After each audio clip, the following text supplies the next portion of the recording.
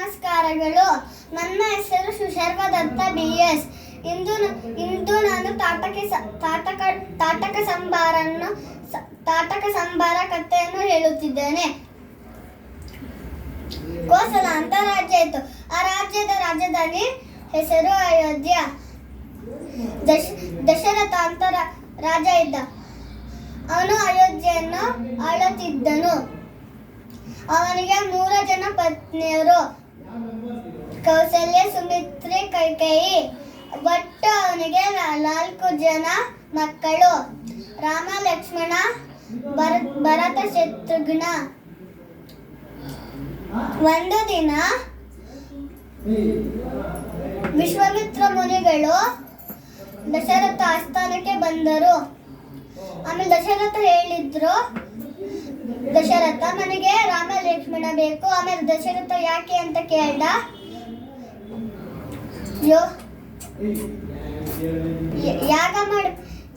ಯಾಗ ಮಾಡ್ಬೇಕಾದ್ರೆ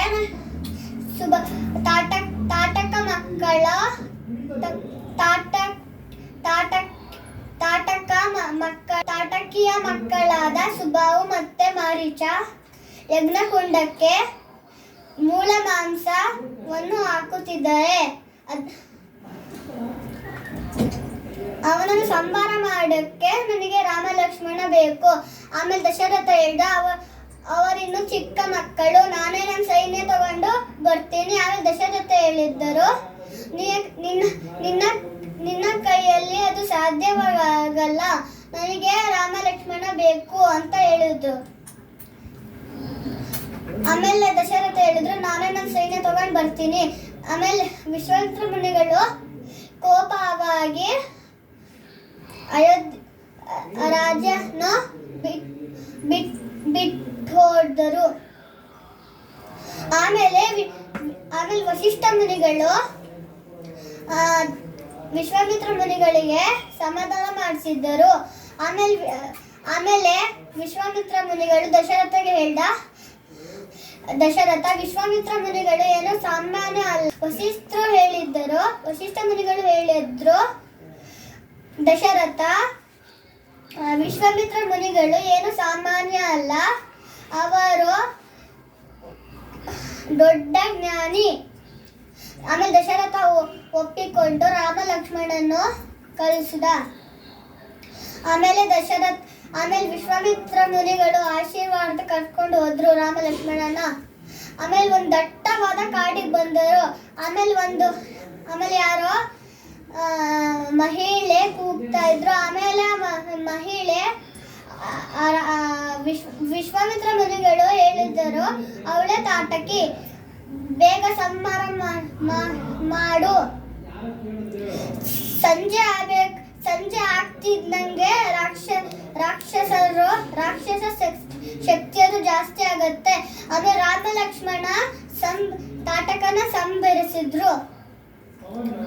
ಆಮೇಲೆ ವಿಶ್ವಾಮಿತ್ರ ಮುನಿಗಳಿಗೆ ಸಂತೋಷ ಆಯಿತು.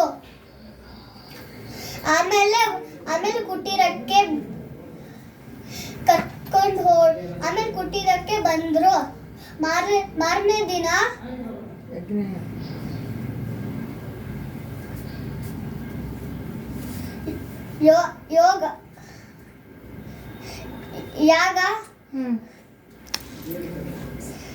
ಯಾಗ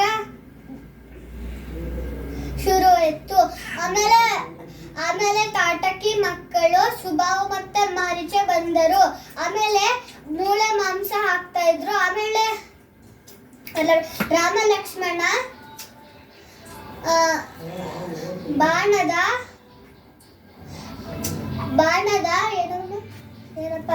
ಅಪಾರ ಮಾಡಿದರು. ಆಮೇಲೆ ಸುಬಾಹು ಮಾರೀಚ ಇನ್ನೂ ಹಾಕ್ತಾ ಇದ್ರು. ಆಮೇಲೆ ಸುಬಾಹು ಅಲ್ಲೇ ಬಿದ್ದ. ಮಾರೀಚ ಒಂದು ದ್ವೀಪಕ್ಕೆ ಹೋಗಿ ಬಿದ್ದ.